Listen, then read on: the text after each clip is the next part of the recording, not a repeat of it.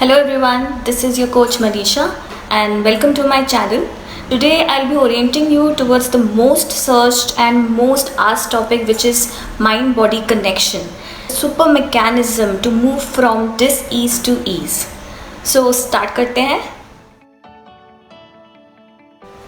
There are two major questions which generally we face, and I want to ask you guys this question: that how many times have you faced when you are emotionally down, when you are sad, and your body also reacts in a different manner? You feel little weak, you don't feel like to work, and most of the time you may feel like to sleep or rest whole day. The second scenario could be, you have a particular issue going on in your life and you're constantly overthinking, which will manifest as a physical symptom in your body in the form of pain. A sudden pain may occur in your neck, or there will be a sudden pain in any part of your body. Have you faced these symptoms?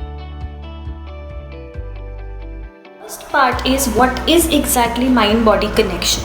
Okay, so there's something called as physical body, something which you can see, you can touch, you can feel. We all have physical body, right? Any physical illness which occurs, we can see it on our body or we can feel it internally. Then there is another part of it, which is your brain, which is your mind, which you cannot see or feel, but it is there, present.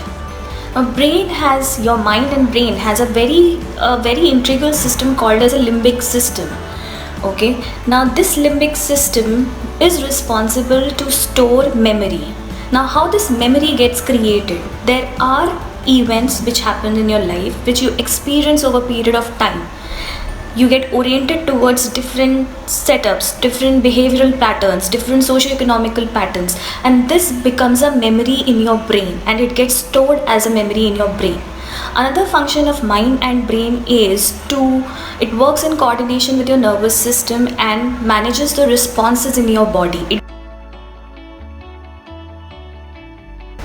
Coming to emotions. So right in the brain, in the limbic system, there is a small almond-shaped organ which is called as amygdala. Now this organ is responsible to process the emotions. These emotions arise from a particular feeling which is manifested or which is experienced in the form of past events in your life. Now you can understand this correlation, that how beautifully this entire physical body, which you can see here, and this little brain sitting there, and this entire correlation works, right?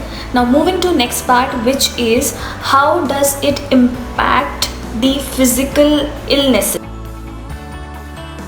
Any old memory, any past emotion, so there is a stacking of these emotions. It doesn't happen overnight, understand. Since your childhood till now, there's continuous stacking of emotions, continuous stacking of experiences you have experienced outside and inside your home. Various childhood traumas like, unsupportive parenting, emotional abuse or physical abuse, sexual abuse or rejection, not being cared of, lack of love, fear, guilt, rejection, competition. All these are certain things which get stacked up over a period of time, right? And that's how this overstimulates your chemical and your nervous system and your neurological system, right? And the moment your chemical and neurological system overstimulates, it releases excess cortisol hormone in your body, right? Which can weaken your immune system. So understand this cycle. Stacked emotions, not worked upon over a period of time, overstimulates your nervous system, overstimulates your brain, overstimulates the chemicals in your brain, over releasing of these chemicals, right? Step 3, weaken your immune system completely and make your body prone to lot of psychosomatic diseases. Now giving you a very simple example, let's say someone is suffering from a headache or a migraine. Okay, now headache and migraine, it's a physical symptom. Physically you are experiencing it, right? What are the primary symptoms?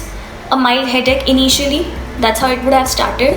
Sweating, fatigue, right? Loss of appetite in some cases. In some cases you will feel disoriented, right? Anxiety could be, right? Sleeplessness, insomnia. These are the secondary symptoms which you would have experienced before this, right?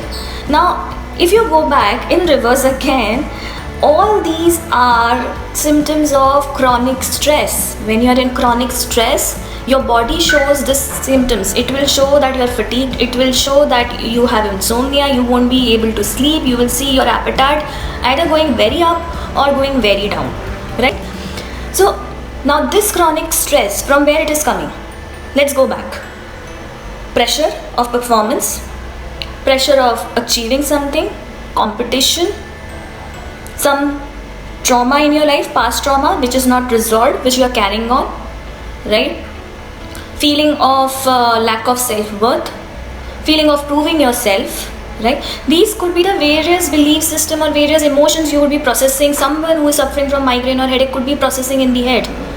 So now you understand this cycle. So these limiting feelings, these stacked emotions lead to chronic stress. Chronic stress lead to the primary symptoms, which are sweating, fatigue, restlessness, loss of appetite or gain of appetite, etc., etc., and then moving to the major symptom which shows up in the body either as migraine, headache, depression, right?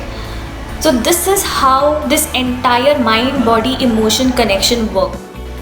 Thank you so very much guys for watching my video. If you like this video, please like and subscribe to my channel and switch on the bell icon